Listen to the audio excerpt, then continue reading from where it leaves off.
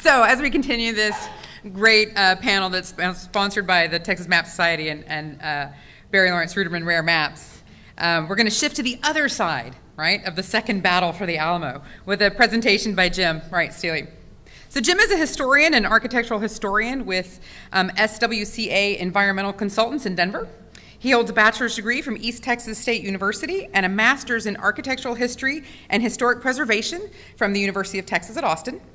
He served in various positions for 20 years at the Texas Historical Commission, including 3 years as chief historian. From 1995 to 2002, Jim served on the adjunct faculty at UT Austin, teaching graduate courses in building documentation. His publication, Parks for Texas, Enduring Landscapes of the New Deal, won the T.R. Fehrenbach Book Award in the year 2000. His HAER documentation of the Mission 66 Trans-Canyon water line at Grand Canyon National Park won the Governor's Preservation Award in 2016, or this year. His fellow editorial team won the San Antonio Conservation Society's Publication Award in 2014 and Preservation Texas's Media Award in 2013 for their Buildings of Texas volume. Please join me in welcoming Jim to the podium for his talk today on Home from the Grand Tour, some thoughts on Clara Driscoll's vision of the Alamo as a European ruin. Jim.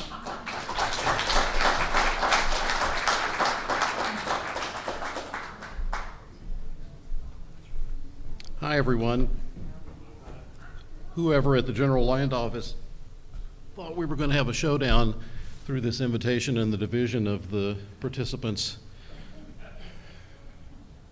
didn't ask us what our conclusions would be. And our conclusion, I think, is that they couldn't have done it without each other. It wouldn't have happened without the two. So that just makes it that much more interesting. Adina, for all of her scraps available in papers and legacy left over, apparently still trumps Clara anyway, because if anyone's researching Clara, let me know. If anyone has found any papers associated with Clara, let me know. We have basically Clara's version of things as they appeared in newspaper stories and probably family history and still the DRT to support Clara's role in all of this, although that is probably dropping down to hopefully 50% within a few years, maybe a few decades. But all of that is to say, I'm not going to present Clara as a prevailing part of this. When I was asked to do this, I hadn't been involved in this for a few years, and I went to my files to renew the answers to questions that I had had before, and then I realized I needed to ask a lot of additional questions and try to answer as many as I could. I'll go through the answers that I found and we'll discuss a little bit of that, and hopefully you'll have some questions to ask, but I won't guarantee you that we have all the answers today, and we certainly won't have a battle, and we certainly won't have a conclusion, Bob, of getting that plaque inside the Alamo. Why am I here? I'm an environmental consultant now, and I do primarily compliance-based history studies, architectural documentation, but that goes back to my experiences with the Alamo. I was first here, I think, when I was 4. I'm from 380 miles away, still in Texas, but San Antonio when I was a kid, and if Bruce is here, I was born in 1953 as well, and I'm also somewhere around 62 today. Somehow or another, I have Fess Parker stories pretty ingrained in my head. They must be from the Daniel Boone series and then repeats on the Disney series of the Davy Crockett era, because I do remember Fess Parker as Davy Crockett pretty vividly. But I wound up working at the Texas Historical Commission in the 1980s and 90s and early 2000s. The way things worked with the DRT then were that the governor of Texas was the DRT's contact with the property owner, the state of Texas, over issues dealing with the Alamo. When things went well, phones didn't ring. This is right at the cusp of the internet era. When there were problems, the governor was involved, and the governor rang up the executive director of the Texas Historical Commission, my boss. I and 2 or 3 other people at the Historical Commission then got the phone call for, you got to get down to San Antonio. This crisis is happening, that crisis is happening. Please come back and report. Please do some research. Please, if they ask you to speak, try to make them feel better. We're on their side, all that kind of stuff. So in the 80s and 90s, I was in and out of San Antonio, in and out of the Alamo a lot, and in and out of DRT meetings frequently.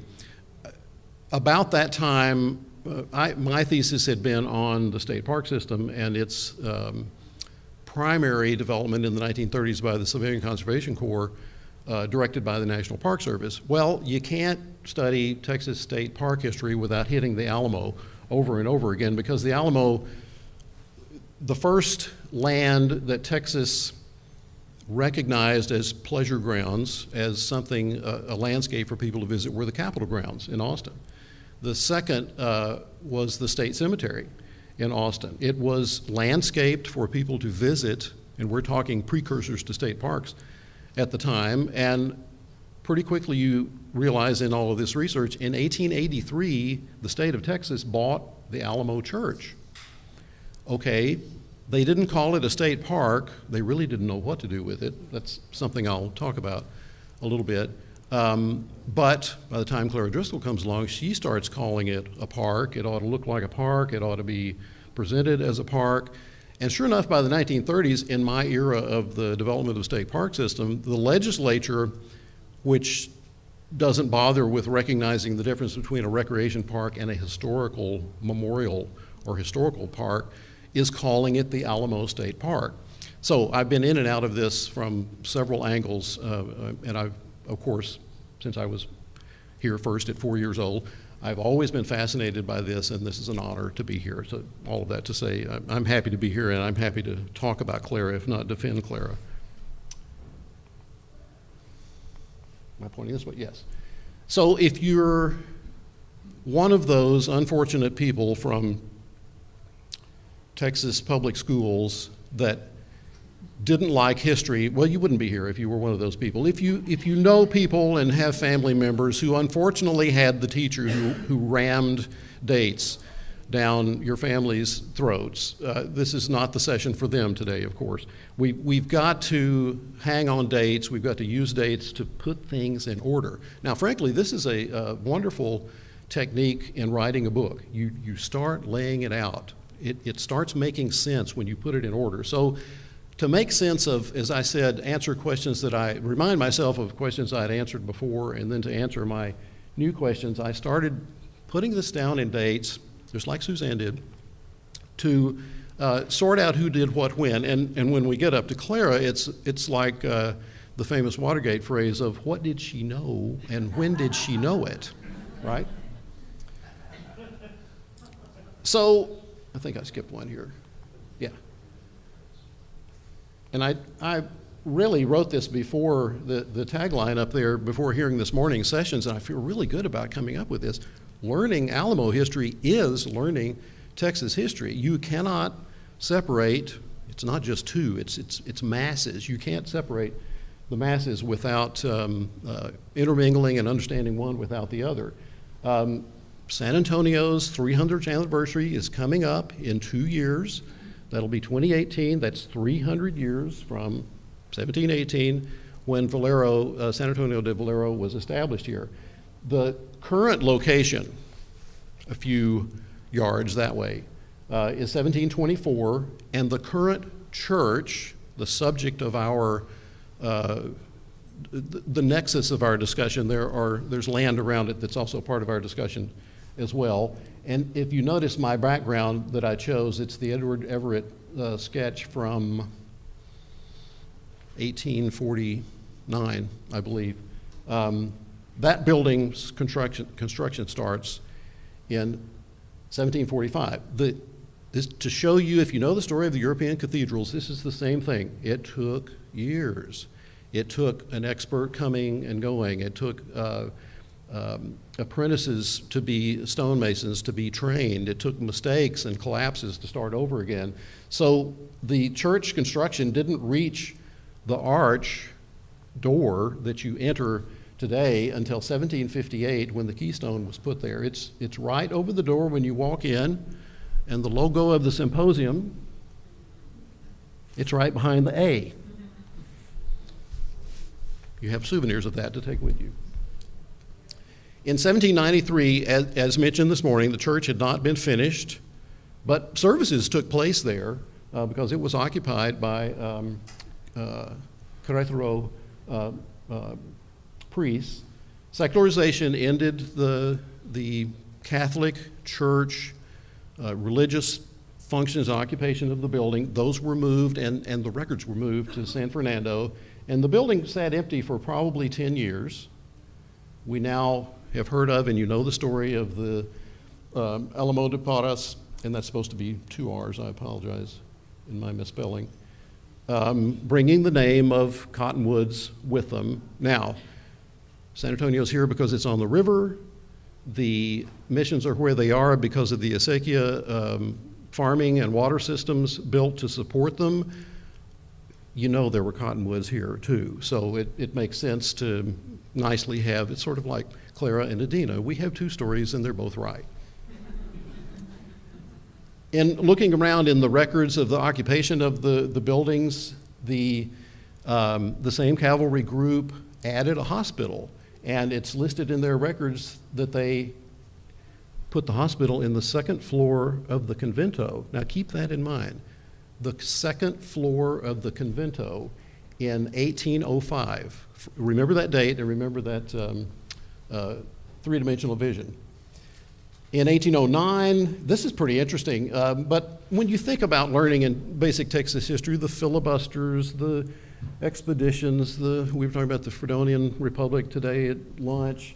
1809 is not crazy for the Spanish occupants of San Antonio to be crazy to think the U.S. is going to invade. So the cavalry group here had resources to add more.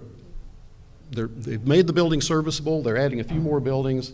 What we call today the low barracks, the galera, which was torn down in the late 19th century.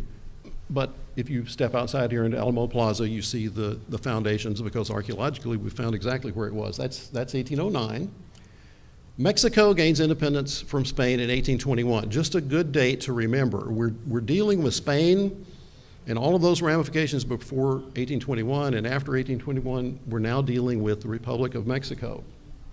Continuing some policies, changing other policies, up to the point of having the friction of the beginnings of the revolution. And apparently some of these same, or descendants of the same cavalry group that was assigned to occupy the Alamo and bring it its name were still here when Santa Anna's brother-in-law Cos was sent to further fortify the Alamo as a defensive point, as a strong point. Militarily, it's hard to understand what they were thinking at the time for the growing revolution. Now think about this too. In 1905, we'll get there in a second, some journalist wag calls this flap between Clara and Adina the Second Battle of the Alamo. Well, that was the first Battle of the Alamo. And March of 1836 was the second, so keep doing the math. Now one of the questions I had 2 questions primarily to answer. When Adina and Clara were growing up, what were the written, available accounts of the battle, of the revolution, of the people, of the place? So I started looking around about, okay, what's written, but what images were available too. And the internet, of course, is wonderful.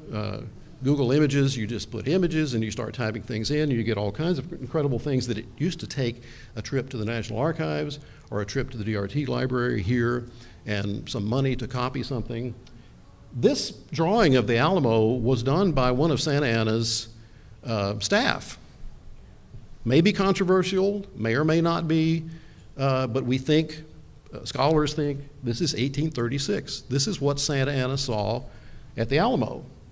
Well, look, there's a 2-story building next to the highest building, which must be the church. It's not an accurate rendition of the church, but That's recognizable for, if you know the plaza, if you've seen all of the images of what the Alamo looked like when it was a fully functional fortification. They knew it looked like this. So continuing forward into the battle's 1836, the 13 days. By April, it's all over. Look at this, by June, it's all over in April. By June, there's a letter published in the New York Courier and Inquirer, which was repeated in newspapers across the United States, describing the battle. So there's very little lag between the event and people reading about it, and thus the growth of the legend, but also the availability of information on what happened and who was there. By July, Mary Austin Holley's book on Texas, that summer, is published. Later that summer, the same summer, we're talking weeks after San Jacinto, I love this, Colonel Crockett's Exploits and Adventures in Texas, written by himself, is published. The legend is growing. Still 1836. Earliest images, this is the earliest sketch I could find. It's 1841. The famous daguerreotype that's at the Driscoll Center in Austin now, the first known photograph taken in Texas, is of the Alamo. Is 1849, and you heard this morning little comments about the curvilinear parapet above, which people just can't leave out once they've seen it. Well, this is what it looked like at the time. It was straight across the top of the frontispiece. So this is important to understanding what happened here now. If you're talking about real estate, who owns what, when did transactions take place, the Roman Catholic Church sued the Republic of Texas for the return of lands owned by the church. And the Republic of Texas was mentioned this morning as well, continuing some Spanish and Mexican policies, changing policies in other ways, but the Texas courts, the Republic of Texas courts, gave the Roman Catholic Church basically the churches and some buffer land of all the missions in San Antonio, including the Alamo. So this establishes the Catholic Church's ownership of the church, but also the convento area, the Long Barracks area. At the same time, Samuel Maverick, who one of the most colorful characters of Texas history, go home and look him up, and you'll laugh and have a good time, almost as good with Clara and Adina. He starts acquiring most of the land grant lands that are available outside of the Catholic ownership around the Alamo. The Army comes to San Antonio because it's the largest city in Texas. It's the gateway to West Texas. The Army is building a series of forts in West Texas to protect the trails, to protect the railroad survey parties, and the limited settlement that's starting about that time. They need some solid buildings, walls. They can get wood, and they've got labor to do roofs. So the Alamo is perfect, and the bishop rents the Alamo property to the Army. So the Army starts fortifying, starts making the buildings useful, and that includes in 1850 adding the curvilinear parapet, because they put a gabled roof over the church sanctuary, a series of trusses, triangular trusses, and when they came up to the front, you would have seen an open truss. The curvilinear parapet covered the triangle of the truss behind it. The roof that's there now is not the same one, so that confuses things a little bit. Look at this, in 1855, Yoakum's often quoted, cited book on Texas is out, 1855. In 57, the first issue of the Texas Almanac is published, and that's important in knowing that this is how a lot of Texans, maybe all literate Texans, got their information on Texas history and Texas growth and Texas statistics. They often published stories about the Revolution, the battles, the Alamo. In 1861, Adina is born. Now, I'm happy to see that I selected a photograph you didn't select of Adina. I thought this was a lot of fun. This is Adina standing at the doorway to the Alamo. Do you know what the celebration or the uniformed children are? The ones standing in the niches are the best. What is it?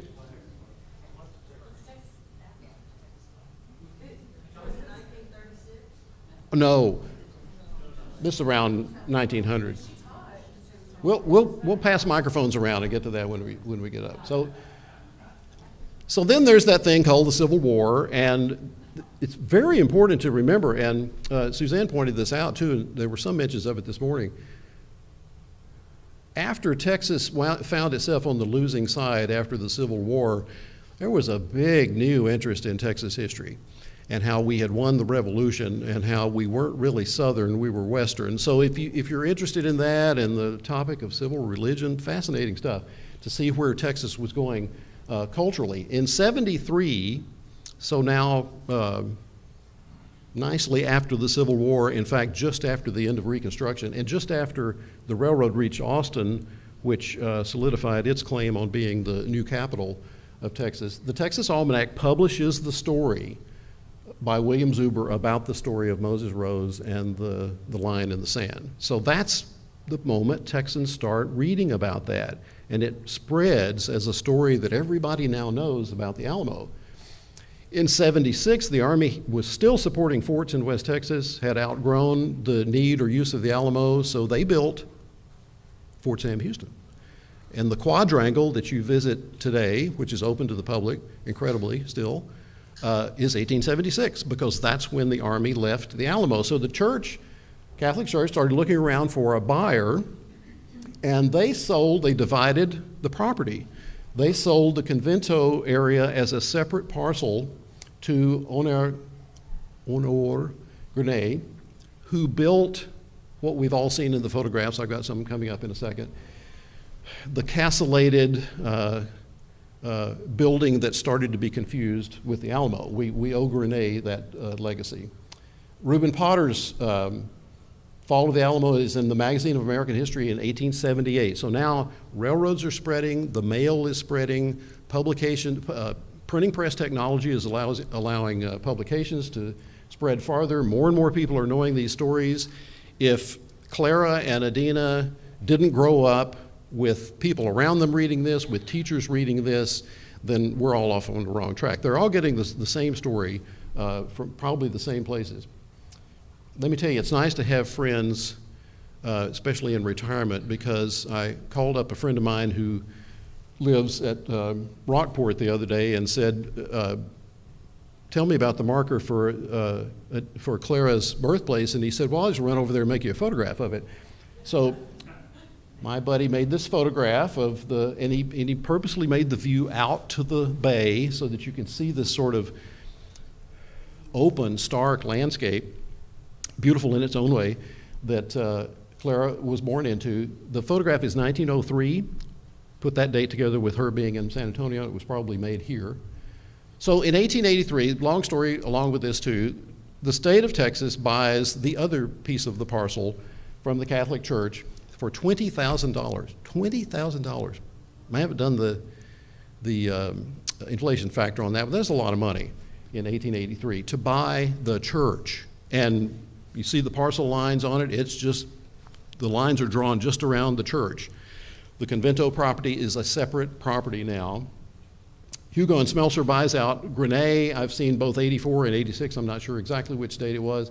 This is pretty interesting to me. Anna Pennybacker's textbook on Texas came out in 1888, and I've read anywhere from 25 to 40 years. This was every Texas classroom Texas history book. So now everybody's really getting the same story. In 89, as Suzanne went through, we get Adina founding her group, we get the DRT founding, and you have 92, 93. Adina finally links up with the DRT, and her group becomes the De Zavala chapter of the DRT. Here's the buildings we've been talking about, the Alamo Church and the Hugo and Smelser building. So I say Adina claimed that Gustav Smelser told her he would give her first right of purchase. I believe that. I don't think she wrote it down anywhere, but it was a story often told, including by Smelser, that he had made her this promise. So I'd left out that when the state bought the church, the city of San Antonio volunteered to take care of it for the state. So all of these criticisms from the 1890s about the condition of the missions and the condition of the Alamo are really on the city. The city was opening the doors, the city was entertaining tourists, which was a growing number, and you'll read many places that without the city opening the doors and locking the doors at night, people would have carried away the Alamo stone by stone because it was vulnerable otherwise. So I'm thinking, Clara's getting educated in Europe. What is she seeing? When she gets back to San Antonio in 1899, she's 18 years old. She goes back to Texas, and she, for some reason, comes to San Antonio, probably because of her father's Corpus Christi area ranching interests. He had banking interests in San Antonio. I'm thinking that she came here to, I won't say find a husband, but I'll say she had more opportunities here, probably. But she has seen these things in Europe. She's seen ruins. The Europeans on the grand tour show you the ruins. Well, if she's being educated in Paris, she probably, certainly traveled to Germany and Heidelberg, which is not that far away. Let's say she got down to Rome and she would have seen the Roman ruins, which in the 1890s were being excavated and books were being published on how the Romans did things and exactly how they were doing things, which strongly influenced architecture. As a wonderful aside, if the Arch of Constantine in Rome, in Piranesi's pen and ink here, looks familiar, it is no coincidence that the Alamo's frontispiece is a pretty close copy of the Arch of Constantine. So you can see the skills of both the designer and the stonemasons through what was influencing them. Hopefully Clara made the connection too. So Clara responds in 1900, she's in San Antonio, she may have been living here at the Menger, that today the Alamo should stand out free and clear. I've seen these ruins in Europe, they are free and clear. All the unsightly obstructions, what does she mean by that? She means the Hugo and Smeltzer building.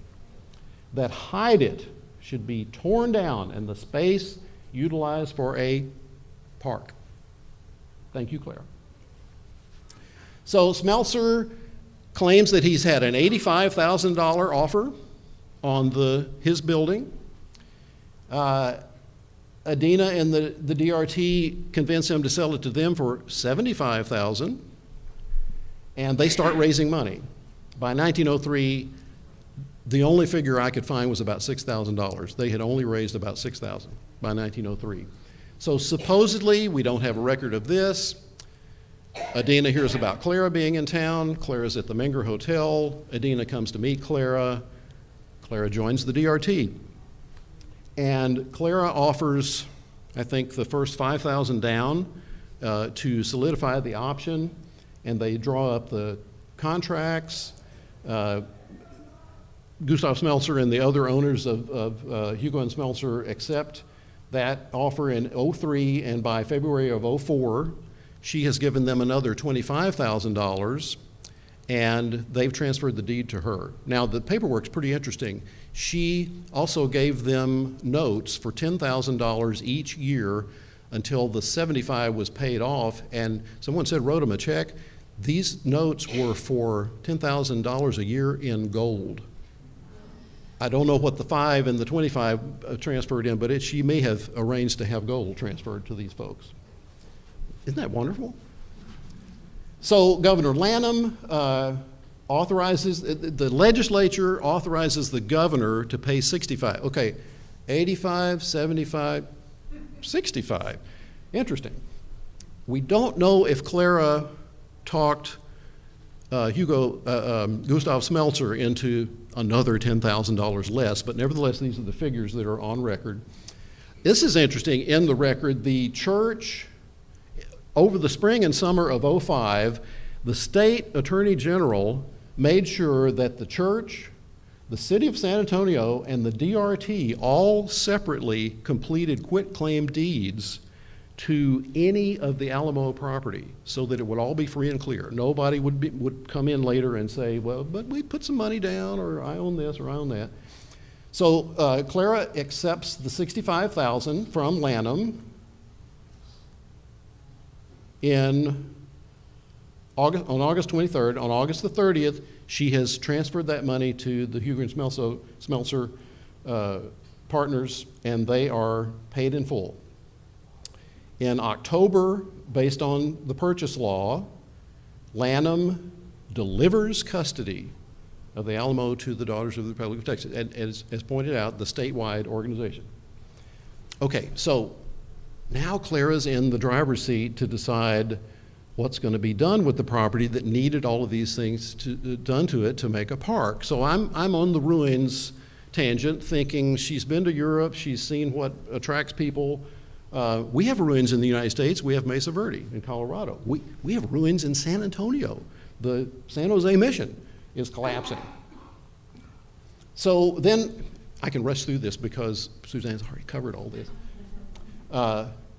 Clara meets Hal Sevier in 1906 and they marry, and this is probably why nothing then happened with everything leading up to the 05 dates. Adina tries through 08 through 11 to,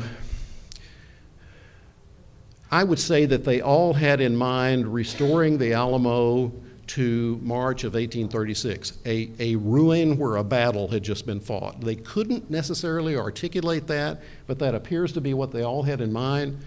Maybe Clara's thinking, oh, let's have a Greek temple in the middle of San Antonio. Well, then 1911 comes to settle this stalemate. Why 1911? The state is looking at the 75th anniversary, celebrating 75th anniversary of the Revolution. The legislature appropriates $5,000 for improvements, repairs to the Alamo. Compare $5,000 to $65,000 to even $20,000 in 1883. These are interesting figures. We don't know who compiled them or where they came from. Governor Colquitt is authorized to spend the $5,000. He wants to know how to spend it. He realizes there's a conflict going on here. And he holds a conference a few blocks away in the St. Anthony Hotel, and Clara shows up for the conference. She shows up late. She apparently stood in the back of the room and yelled her comments to the governor, who's standing, I guess, in the front of the room. Some of her best quotes are from that meeting in 1911. By 1912, Governor Colquitt is so mad at the whole organization that by executive order, he removes the DRT from its custodianship. Now, one of the answers that didn't show up for one of my questions was, if the DRT was kicked out in 1912, how did they get back? That's not lost, but we need to do a little more digging to find that out. I suspect it was either through the court decision or the legislature in the next session overrode Governor Colquitt. So nevertheless, in 1913, the $5,000 is spent to start peeling away the layers and prove that there is a genuine stone building underneath. This is what it looks like when not all of the Hugo and Smeltzer building is removed. This is what it looked like by early 13 when it was removed. And look, there are 2 stories of stone underneath the unsightly mess. But that wasn't good enough. Clara vows to ruin Colquitt's political career. Colquitt wanted to run for U.S. Senate because an opportunity was presenting itself. This, while the governor was out of the state thing, that the lieutenant governor authorized the city of San Antonio to tear down the second story. I've read in a couple of good places, good thoughtful places, that perhaps the governor just hid for a while, knowing that Clara's wrath was not worth stirring anymore. Clara's father dies in 1914, and she and Hal return to Texas, but they move to Austin. But nevertheless, Clara's now back on the scene and making sure that things are done her way. That second story being torn down left the park-like setting that she had been talking about. You can now see the Alamo Church from any direction in the plaza. We still have a few problems over here behind it. A little clearer view of what it looked like. those of you who are familiar with it or haven't been over there yet, there's an enormous live oak tree in the courtyard of the convento, and there's that live oak right there, that early. So more things happen, and Clara is still involved. Improvements are really at last made to the church, which included a concrete roof in 1920 by E. Palmer Giles. And I don't know where that money came from. I hope that the DRT was finally stepping up to the plate and paying for improvements.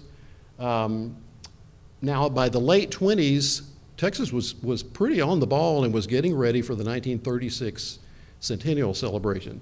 So the governor then appoints Clara to an Alamo land acquisition board to expand the park. Clara and Hal moved to Corpus Christi, but she's in and out of here quite a bit. The legislature appropriates $150,000. When you're over there now, the land between the church and Crockett right outside here was bought with that money, except when the two pieces of property reached selling figures, the cost had gone up to $220,000, and Clara did provide the money to supplement the state's $150,000. The new roof in 1920.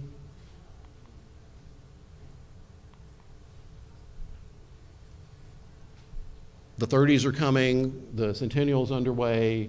If you don't know Maury Maverick's story, that's another wonderful thing to delve into his works and legacy in San Antonio. Hal Sevier gets an appointment to Chile to be ambassador under President Roosevelt. He and Clara come back after 2 years and they dissolve the marriage. So something happened in Chile. We don't have Clara's papers, so we don't know exactly what happened in Chile. Here's the demolition.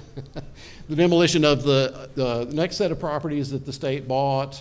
The museum is built with federal appropriations because John Nance Garner is president of the United States. He sits as chairman of the United States Texas Centennial Commission. Whew.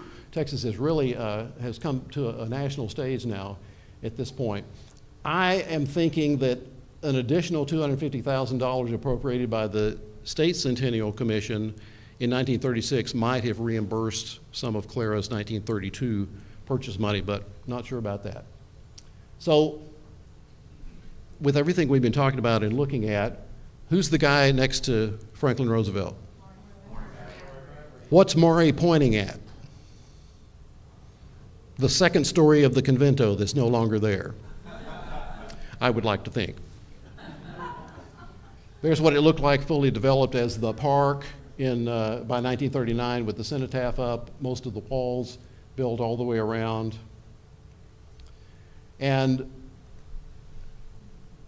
in highly respectful bow to Adina, she couldn't have said this any better. By the honoring of a glorious past, we strengthen our present, and by the care of our eloquent but voiceless monuments, we are preparing a noble inspiration for our future. Clara wrote that in 1906 in one of her successful Broadway plays. So, as I began, I wasn't here to defend Clara or to say that one side was better than the other. I'm wholeheartedly on the conclusion that we wouldn't have what we have today without both of them. It is a shame that Clara got the lying in state honor inside the Alamo Church and Adina hasn't yet. And we both found this plaque independently to use to make the conclusion. If any of you are interested in following any of these tangents, I have a few recommendations from my shelf, and I'm not totally up to date on what's been published because, as Bruce showed you this morning, the publishing list just gets longer and longer. But the Alamo Images volume, if you can find that, is full of essays and very good analysis of how the Alamo has inculcated in our memory. Inherit the Alamo, if you're interested in the DRT and how fraternal secret organizations explain a lot of how the DRT operated the Alamo, that's an excellent volume. George Nelson's recreations of bird's eye views of chronological development of Alamo Plaza are irreplaceable. And George's book, The Alamo and Illustrated History, is also chock full of the historic photographs available, maybe every one of the historic photographs available of the evolution of the plaza as we know it today. And then Richard Flores, a lot of the answers to my questions came from Richard Flores' wonderful work on remembering the Alamo. Okay. Clara exhausted me.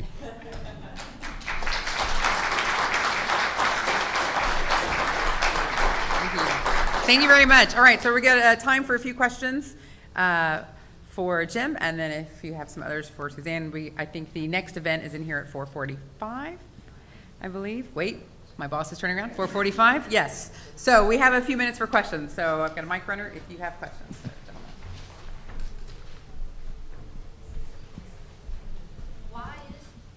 Yes, I'd like to ask, I've heard that the Alamo Mission Valera was at 2 or 3 locations before it's at its location now. You've heard correctly. Okay, where were the other locations? Well, the first was on the Rio Grande. I'm not sure where the second was in the San Antonio area, but it's where it is now from 1718. And if you put elevation and water and tillable soil together, you'll figure out why it's where it is. Ma'am? I want a little bit more feedback on, I don't think this is on, Governor Colquitt's. Feedback on Colquitt? Well, in the 1912, I mean, why is that not firmly established? What happened when Colquitt said?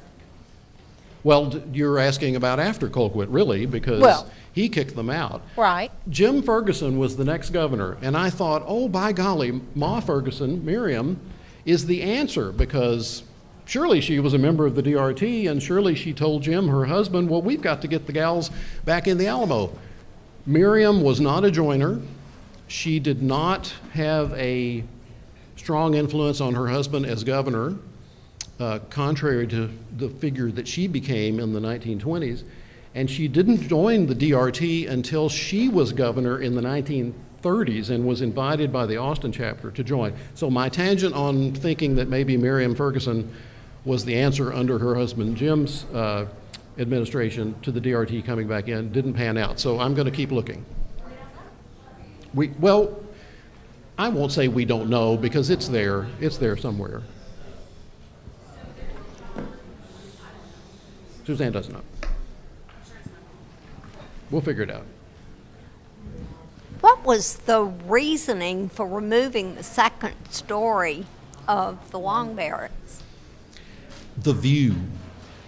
The view. That's the quick, easy answer to whatever Clara had in mind. She wanted us.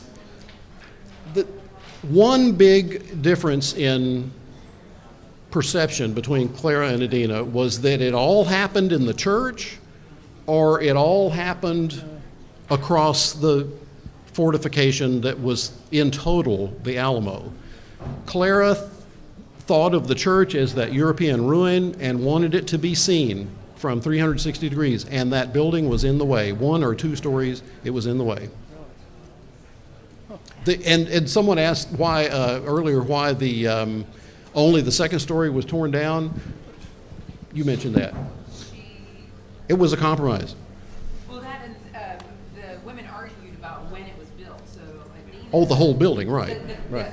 Clara said that the second story was added later, and so it doesn't need to be there. Whereas Adina said no, it was always there. Clara claimed that she had talked to a Catholic priest who said no buildings were ever built in front of the church, so that building couldn't have been there. That's what Clara was thinking. So it needed to be gone. Quick aside on Adina. Adina had gathered a lot of the images and a lot of the descriptions and information that I've mentioned, plus a whole lot more. And when Colquitt had the meeting at the St. Anthony, he ended the meeting by saying, anyone who can give me proof and documentation, I'm happy to make my decision based on what they can send me. So I read that in the official records, and I thought, Why didn't Adina send him all this information? So I found a few references to Adina saying later that someone she mailed them to the governor in Austin, and some spy of Clara's group at the post office stole it, and the governor never received it. She did have an imagination. She did. She had an imagination. Okay. They both had imaginations. Any other questions? Did you pick up anything on the suggestion by the Dallas DRT to move the Alamo to Dallas? Was that a Centennial idea? I think it was in the 1905 era when they were trying to decide what to do with it. I did not see, I'm not saying it's not there. I didn't run across anything offering to move it. One of my favorite stories from the Texas Historical Commission was going to Athens, Texas on a routine training session for how to apply for a historical marker. And I and my colleagues spent an entire Saturday talking about how you apply for a Texas State historical marker. At 3 in the afternoon, we finished up and we said, are there any questions? Some female, small and older, from the back of the room stood up. We've been talking all day about how to apply for a historical marker. Stood up and said, why did they move the Alamo to downtown San Antonio? I've got to end on that.